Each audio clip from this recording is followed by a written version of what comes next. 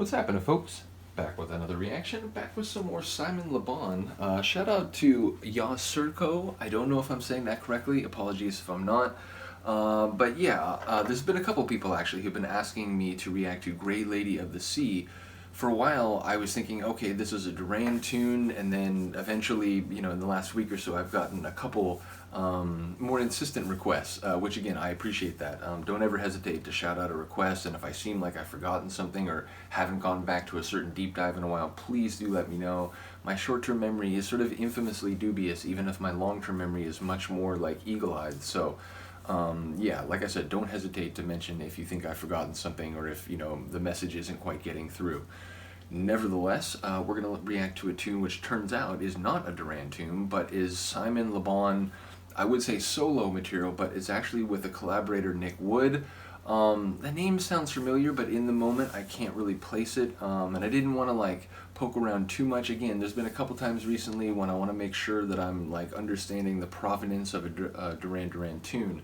But again, as far as I know, this is from 1989. It's a collaboration with Nick Wood with Simon Le Bon, and the tune is called Grey Lady of the Sea. I'm intrigued by the title. There's a poetry to it. It's a tune, like a name that I wouldn't expect to be, or I wouldn't be surprised to see on the Arcadia album. It has a very lyrical, literary sort of feel. Grayed, it's a color that at least in more modern literature is used to indicate an ambiguity, whether emotional or conceptual or narrative, an uncertainty, a mixture of different elements. Is it light? Is it dark? It's a bit of both, so there's a bit of uncertainty.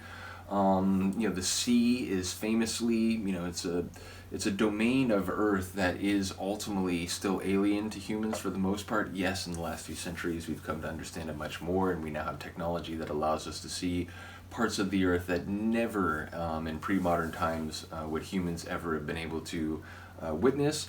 So in a sense, gray mixed with the sea, there's a bit of danger, a bit of ominous atmosphere that I would pick up on, in the sense that I don't know who the Grey Lady of the Sea is, but I wonder, whether she deals in life and death. I wonder whether she, decides who to let pass or who not to let pass when humans decide to become seafaring. So that's sort of the vibe that I get, is some sort of literary or almost mythological sort of character. Now obviously it might have nothing to do with that.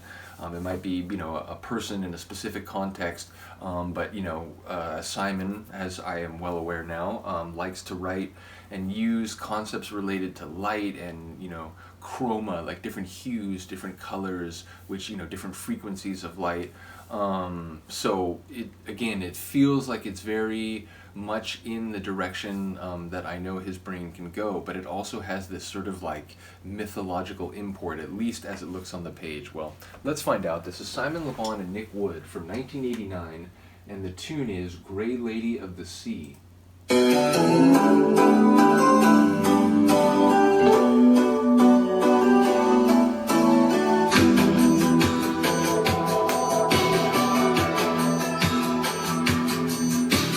Whispered out loud, but your breeze doesn't bend. We're lying in the palm of your hand. No land we see, no place to be. The salt of your tears has stained to our hearts.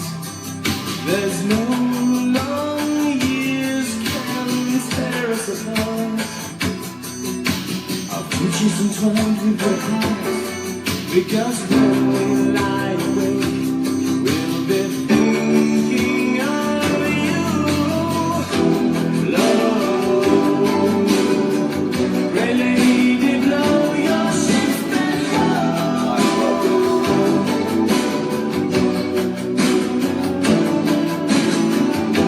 Blow, Grey Lady, blow your shift. Ships back home.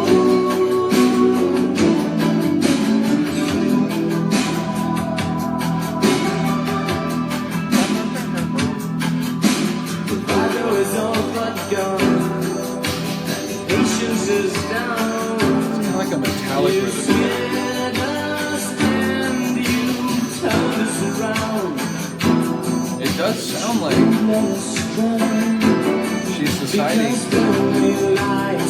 who can pass and who cannot.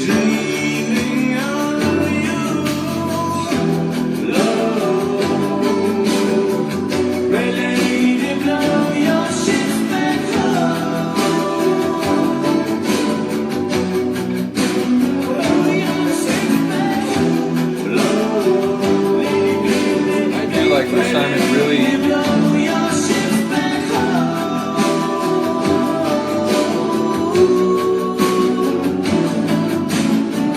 does stuff like that. Oh.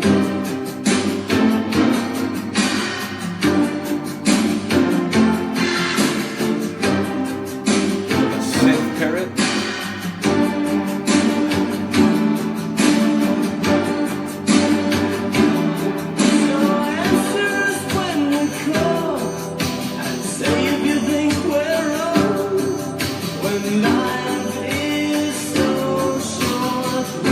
Stay long, but you'll never be alone, because one day we'll return. We'll be waiting for you. Love, hey lady, blow your ship back home. Blow your ship back, love.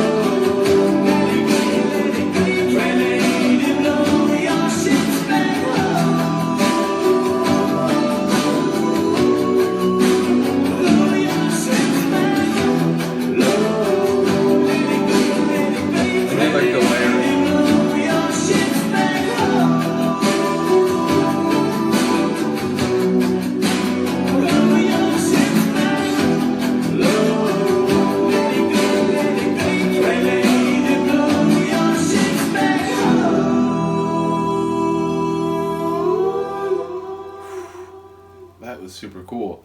Again, I'm not quite sure what's happening, but it sounds like on some level, even if just as a metaphor for someone who is not mythological and who is in fact a real person, you know, causing consequences in someone's life or, you know, reflecting certain emotions at them. Yeah, it sounds like there is some degree in which, you know, we're making reference to maritime travel and the allowance of it or not by this gray lady of the sea. So again, got to listen to it some more.